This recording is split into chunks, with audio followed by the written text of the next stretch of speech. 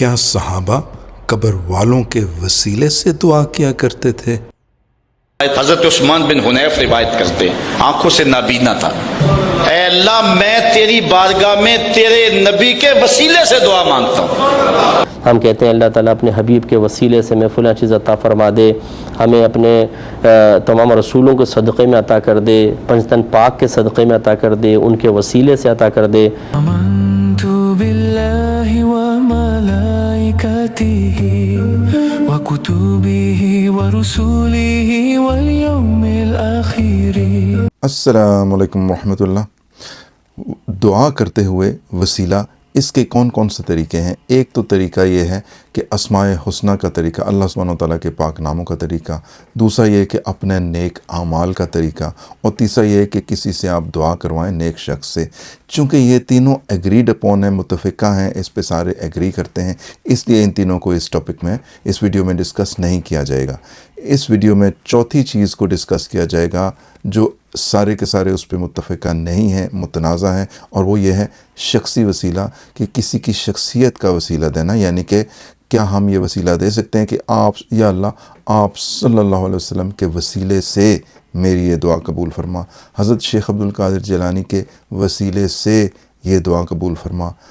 اس topic پہ ہم بات کریں گے۔ مزے کی بات یہ ہے کہ دونوں فریق جو ہیں، ایک یہ کہ جو شخصی وسیلہ کے قائل ہیں اور دوسرے جو اس کے خلاف ہیں، ان دونوں کے پاس صحابہ کرام کی زندگی سے وہی دو واقعات ہیں جن سے وہ اپنا اپنا موقف ثابت کرتے ہیں۔ ایک واقعہ تو یہ ہے حضرت عثمان بن حنیف نابینا شخص کا، کہ وہ آپ صلی اللہ علیہ وسلم کے لیے اپنی آنکھوں کی بینائی کے لیے آئے تھے۔ دوسرا واقعہ جو ہے وہ حضرت عمر رضی اللہ عنہ کا واقعہ ہے کہ وہ وسیلہ کے لیے آپ صلی اللہ علیہ وسلم کے چچا کو لے کے آئے تھے جب بارش نہیں ہو رہی تھی۔ یہ دونوں واقعات میں آپ کے سامنے رکھ دیتا ہوں، فیصلہ آپ خود کریں گے کہ دونوں میں سے کس کا موقف درست ہے۔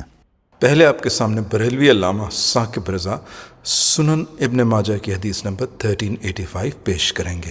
حضرت عثمان بن حنیف روایت کرتے آنکھوں سے نابینا تھا، اور عرض کی کہ حضور جو ہے وہ مجھے جو ہے وہ آنکھیں چاہیے، تو آقا کریم نے فرمایا اگر تو صبر کرے تو تیرے لیے بہتر ہے۔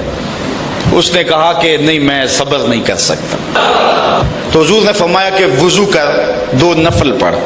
اس کے بعد حضور نے دعا تجویز کی، اور اس دعا کے لفظ ہیں اللہم انی اسألک بحق نبی کا، اے اللہ میں تیری بارگاہ میں تیرے نبی کے وسیلے سے دعا مانگتا ہوں۔ یہ حضور نے اس کو دعا خود تعلیم دی، اور وہ جا کے حضور علیہ السلام کے بتائے ہوئے طریقے کے مطابق اس نے دعا مانگی۔ نوافل پڑھنے کے بعد صحابہ کہتے ہیں ہم موجود تھے، جب واپس پلٹا تو آنکھوں میں روشنی آ چکی تھی۔ ابھی نتیجہ یہ نکالیں گے کہ قبر میں جو پڑے ہوئے ہیں اولیاء کرام، ان کے وسیلے سے آپ دعائیں مانگ سکتے ہیں، لیکن اگر انبیاء کو، اولیاء کو، بزرگوں کو بطور وسیلہ بنائیں اور اللہ سے مانگے تو اس میں بھی کوئی فرق نہیں ہے۔ یہی حدیث اب پیش کریں گے استاد ندیم ذاکر۔ عثمان بن حنیف سے روایت ہے کہ ایک نابینا شخص نبی اکرم صلی اللہ علیہ وسلم کے پاس آیا اور کہا آپ دعا فرما دیجئے کہ اللہ مجھے عافیت دے، بینائی دے۔ آپ صلی اللہ علیہ وسلم نے فرمایا اگر تم چاہو تو میں دعا کروں، اور اگر تم چاہو تو صبر کرو، یہ تمہارے لیے زیادہ بہتر ہے۔ اس نے کہا آپ دعا ہی فرما دیجئے، تو آپ صلی اللہ علیہ وسلم نے اسے حکم دیا کہ وہ وضو کرے اچھی طرح اور پھر یہ دعا پڑھے۔ یہ دعا آپ کے سامنے اسکرین پہ موجود ہے۔ ترجمہ: اے اللہ میں تجھ سے سوال کرتا ہوں اور تیرے نبی محمد صلی اللہ علیہ وسلم کی رحمت کے ذریعے تیری طرف متوجہ ہوتا ہوں۔ اے محمد صلی اللہ علیہ وسلم، میں نے آپ کے واسطے سے اپنے اس کام میں اپنے رب کی طرف توجہ کی ہے تاکہ میری یہ حاجت پوری ہو۔ اے اللہ تو ان کی سفارش میرے حق میں قبول فرما۔ اب یہ پورے کے پورے ٹیکسٹ پہ آپ غور کیجئے تو آپ کو کیا نظر آئے گا؟ اگر تم چاہو تو میں دعا کروں، یہ آپ صلی اللہ علیہ وسلم نے فرمایا، تو انہوں نے کہا کہ آپ دعا ہی کر دیجئے۔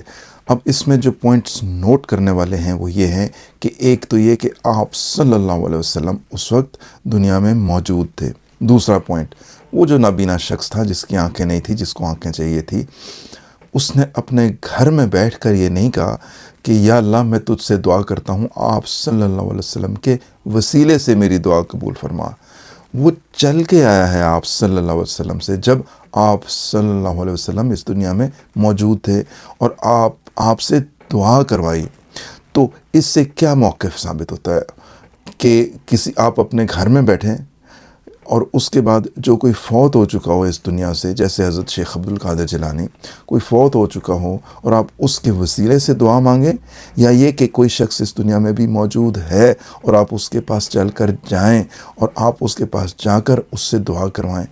اس واقعے سے کیا ثابت ہوتا ہے؟ اس واقعے سے وسیلہ شخصی ثابت نہیں ہوتا، اس واقعے سے وسیلہ فی دعا یعنی کہ کسی کے نیک شخص کے پاس جا کر اس سے دعا کروانا یہ ثابت ہوتا ہے. صحیح بخاری کی حدیث نمبر 1010 بریلوی عالم مفتی اکمل پیش کریں گے. 1010 نمبر حدیث پاک دیکھیے. حضرت انس رضی اللہ تعالی عنہ روایت کرتے ہیں کہ جب لوگوں پر قحط پڑا تو حضرت عمر بن الخطاب رضی اللہ تعالی عنہ نے حضرت عباس بن عبد المطلب کے وسیلے سے بارش طلب کی. حضرت عباس بن عبد المطلب کے وسیلے سے، اور یہ دعا کی کہ اے اللہ، ہم تیری طرف اپنے نبی کے وسیلے سے دعا کرتے تھے تو پس تو ہم پر بارش نازل فرماتا تھا، اور اب ہم تیری طرف اپنے نبی کے چچا کے وسیلے کو پیش کر رہے ہیں تو تو ہم پر بارش نازل فرما. تو یہ کہتے ہیں کہ پھر ان پر بارش نازل ہوتی تھی. اس سے دیکھیں معلوم ہوا کہ اب وہ لوگ، کہ وہ بھائی ہمارے، وہ بہنیں کہ جو وسیلے کا انکار کرتے ہیں کہ آپ دعا میں کسی کا وسیلہ پیش نہ کریں، جبکہ اہل ایمان صحیح العقیدہ مسلمان اللہ تعالیٰ کی بارگاہ میں اپنی دعاؤں میں اس کے مقرب بندوں کا وسیلہ پیش کرتے ہیں. یہی حدیث اب استاد ندیم ذاکر پیش کریں گے. دوسرا واقعہ حدیث نمبر 1010 حضرت انس بن مالک روایت کرتے ہیں کہ جب حضرت عمر بن خطاب کے زمانے میں قحط پڑتا تو عمر رضی اللہ عنہ حضرت عباس بن عبد المطلب کے وسیلے سے دعا کرتے اور فرماتے، اے اللہ، پہلے ہم تیرے پاس تیرے نبی کریم صلی اللہ علیہ وسلم کا وسیلہ لایا کرتے تھے تو پانی برساتا تھا، اب ہم اپنے نبی کریم صلی اللہ علیہ وسلم کے چچا کو وسیلہ بناتے ہیں تو پانی ہم پر پانی برسا. شیخ الاسلام ابن تیمیہ رحمۃ اللہ علیہ فرماتے ہیں اپنی کتاب قاعدۃ الجلیلہ فی التوسل والوسیلہ میں اس حدیث کی مفصل شرح کرتے ہوئے فرماتے ہیں. ترجمہ: حضرت عمر نے حضرت عباس کی ذات کو وسیلہ نہیں بنایا بلکہ ان کی دعا کو وسیلہ بنایا. پھر وہ مزید وضاحت کرتے ہوئے لکھتے ہیں، رسول اللہ صلی اللہ علیہ وسلم کی حیات مبارکہ میں صحابہ کرام آپ صلی اللہ علیہ وسلم سے اپنے لیے دعا کرواتے تھے، لیکن آپ صلی اللہ علیہ وسلم کے وصال کے بعد وہ بارش کی دعا کے لیے آپ صلی اللہ علیہ وسلم کی قبر مبارک پر نہیں گئے بلکہ حضرت عباس جو زندہ تھے ان سے دعا کرنے کی درخواست کی. ابن تیمیہ کا استدلال: اب اگر نبی کریم صلی اللہ علیہ وسلم کے وصال کے بعد آپ کی ذات کے ذریعے توسل کرنا مشروع ہوتا تو صحابہ کرام حضرت عباس کی طرف رجوع کرنے کے بجائے رسول اللہ صلی اللہ علیہ وسلم ہی کے ذریعے توسل جاری رکھتے. خلاصہ: حافظ بن ابن حجر کہتے ہیں اس حدیث سے معلوم ہوتا ہے کہ حضرت عباس کی دعا کے ذریعے توسل کیا گیا. امام نووی فرماتے ہیں حدیث نیک اور زندہ لوگوں سے دعا کی درخواست کرنے کی ترغیب دیتی ہے. اور شیخ الاسلام ابن تیمیہ کہتے ہیں کہ حضرت عمر نے حضرت عباس کی ذات کا وسیلہ نہیں بنایا بلکہ ان کی دعا کو وسیلہ بنایا. حافظ بن حجر نے حضرت عباس کی وہ دعا بھی نقل کی ہے کہ وہ دعا کیا کیا کرتے تھے، اور آپ کی دعائے استسقاء بارش کی دعا اس طرح کی ہوتی تھی: اے اللہ، آفت اور مصیبت بغیر گناہ کے نازل نہیں ہوتی اور توبہ کے بغیر چھٹتی نہیں ہے. آپ کے نبی صلی اللہ علیہ وسلم کے یہاں میری قدر و منزلت تھی، اس لیے قوم مجھے آگے بڑھا کر تیری بارگاہ میں حاضر ہوئی ہے. یہ ہمارے ہاتھ ہیں جن سے ہم نے گناہ کیے تھے، اور توبہ کے لیے یہ ہماری پیشانیاں سجدہ ریز ہیں. باران رحمت سے سیراب کیجیے. روایت میں ہے کہ اس دعائے استسقاء کے بعد بارش ہو جایا کرتی تھی. مولانا داؤد جو ہیں وہ اس حدیث کے حاشیے میں، حدیث صحیح بخاری کی جو 10 حدیث ہے اس میں حدیث عائشہ، اس میں وہ فرماتے ہیں کہ خیر القرون میں دعا کا یہی طریقہ تھا، اور سلف کا بھی عمل اسی پر رہا کہ مردوں کو وسیلہ نہیں بنایا کرتے تھے، بلکہ وہ کسی زندہ مقرب بارگاہ عزتی کو آگے بڑھا دیا کرتے تھے اور ان سے دعا کرواتے تھے اور ان کی دعا پر آمین کہتے تھے۔ تو اس حدیث سے معلوم ہوتا ہے کہ غیر موجود یا کوئی مردہ ہو، فوت ہو چکا ہو، اس کو وسیلہ بنانے کی کوئی صورت حضرت عمر رضی اللہ عنہ کے سامنے یہ نہیں تھی۔ اس واقعے پہ غور کرنے سے یہ پتہ چلتا ہے کہ حضرت عمر رضی اللہ عنہ جو تھے وہ آپ صلی اللہ علیہ وسلم کی قبر مبارک پر بھی جا سکتے تھے، یہ آپشن تھی، کیونکہ وہ مدینہ میں ہی تھے اور ساتھ ہی قبر رسول بھی تھی، مگر وہ وہاں پہ نہیں گئے کیونکہ ان کا عقیدہ یہی تھا کہ شخصی جو وسیلہ ہوتا ہے کہ کسی شخص سے، نہ تو حضرت عمر نے اور نہ ہی کسی صحابی نے اس کو استعمال کیا۔ انہیں یہ پتہ تھا کہ جو وسیلہ ہوتا ہے کسی نیک شخص کی دعا کے ذریعے ہوتا ہے، اس لیے حضرت عمر رضی اللہ عنہ جو ہے نا وہ حضرت آپ صلی اللہ علیہ وسلم کے چچا حضرت عباس سے دعا کروایا کرتے تھے۔ تو آج کل کے جو علماء سو ہیں جو کہ اس واقعے سے وسیلہ شخصی بتاتے ہیں کہ آپ صلی اللہ علیہ وسلم کے وسیلے سے دعا کروایا کرو، تو ان سے میرا ایک سوال ہے کہ کیا آپ حضرت عمر رضی اللہ عنہ سے زیادہ دین جانتے ہیں؟ دعا کے بارے میں اور وسیلہ کے بارے میں حضرت عمر رضی اللہ عنہ سے زیادہ جانتے ہیں؟ کیا آپ حضرت عمر سے زیادہ عاشق رسول پیدا ہو گئے ہیں؟ اور بارش کے لیے پھر سارے کے سارے صحابہ کا اکٹھا ہونا حضرت عمر رضی اللہ عنہ کے زمانے میں، اور سب کا اسی طریقے پہ عمل کرنا کہ کسی نیک شخص کو دعا کے لیے آگے کیا جائے اور اس سے دعا کروائی جائے، اس سے یہ ثابت ہوتا ہے کہ صحابہ کرام کا بھی اجماع تھا، سارے کے سارے صحابہ کا بھی یہی عقیدہ تھا کہ دعا کے لیے کسی نیک شخص کی سے کہا جا سکتا ہے، مگر کسی اس دنیا میں جو نہیں ہے، عالم برزخ میں چلا گیا ہے، اس کی شخصیت کا واسطہ دے کے دعا نہیں کروائی جا سکتی۔ پورے قرآن کی ساری دعائیں براہ راست اللہ سے مانگی گئی بغیر کسی وسیلے کے۔ ایک مثال آپ کے سامنے رکھ دیتے ہیں اصحاب کہف کی۔ اعوذ باللہ من الشیطان الرجیم، بسم اللہ الرحمن الرحیم۔ ربنا آتنا من لدنک رحمہ وہیئ لنا من امرنا رشدا۔ اے ہمارے پروردگار، ہمیں اپنے پاس سے رحمت عطا فرما اور ہمارے کام میں ہمارے لیے ہماری راہ کو آسان کر دے۔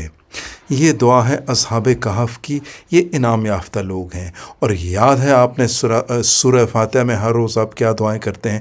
صراط الذین انعمت علیہم، یا اللہ ان لوگوں کا راستہ دکھا جو انعام یافتہ ہیں تاکہ ہم ان پہ چلیں۔ تو یہ وہ راستہ ہے کہ جو جب آپ نے دعا کرنی ہے تو بغیر وسیلے کے دعا کرنی ہے، ڈائریکٹ اللہ سے دعا کرنی ہے۔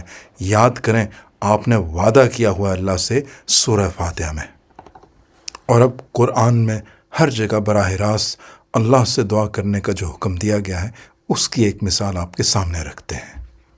اعوذ باللہ من الشیطان الرجیم، بسم اللہ الرحمن الرحیم۔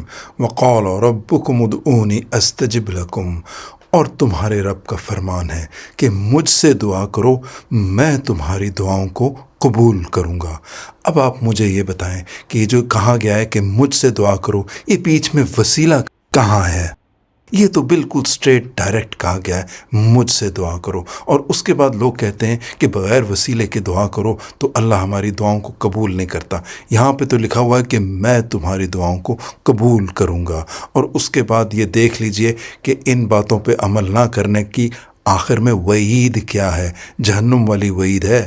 اگلا سوال اب یہ پیدا ہوتا ہے کہ جو لوگ حضرت شیخ عبدالقادر جیلانی یا حضرت خواجہ معین الدین چشتی کی شخصیت کا واسطہ دے کے کہ ان کا واسطہ ہے یا اللہ میری دعا قبول کیجئے، کیا یہ شرک ہے؟ تو اس کا جواب ہے یہ شرک نہیں ہے۔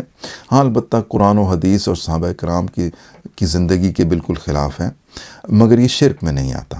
یہ جو فرقہ کہتا ہے کہ ہم تو نیک لوگ اولیاء کرام کی شخصیت کا واسطہ دے کے دعا صرف اللہ ہی سے مانگتے ہیں، ان نیک لوگوں سے جو کہ اس دنیا سے فوت ہو گئے ہیں ان سے کچھ نہیں مانگتے۔ استعانت، مدد مانگنا، وہ بھی اللہ سے مانگیں گے، پکاریں گے اسے، اسی کے حضور ہم دست طلب دراز کریں گے۔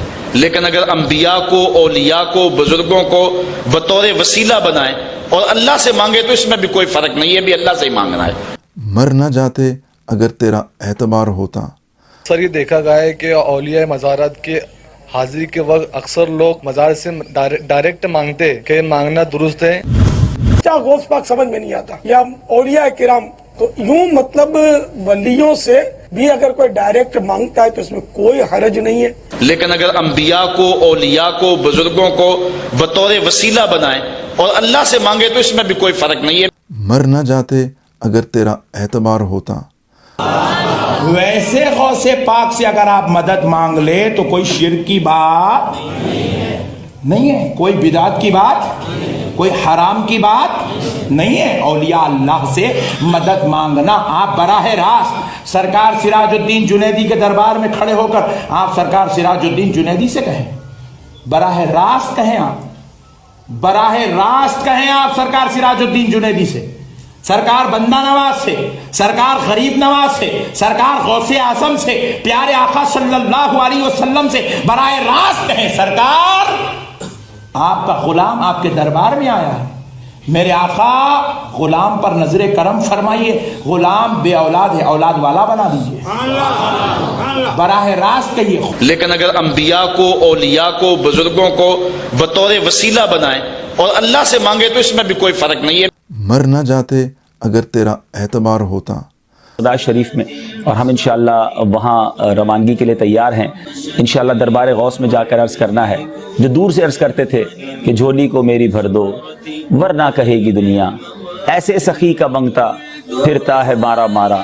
انشاءاللہ آج غوث پاک کے در پر جا کر جھولی بھر کے آنا ہے. غوث پاک آپ کے گناہگار مرید آئے ہیں, ہماری جھولی بھر دیجیے, جھولی کو میری بھر دو ورنہ کہے گی دنیا, ایسے سخی کا منگتا پھرتا ہے مارا مارا.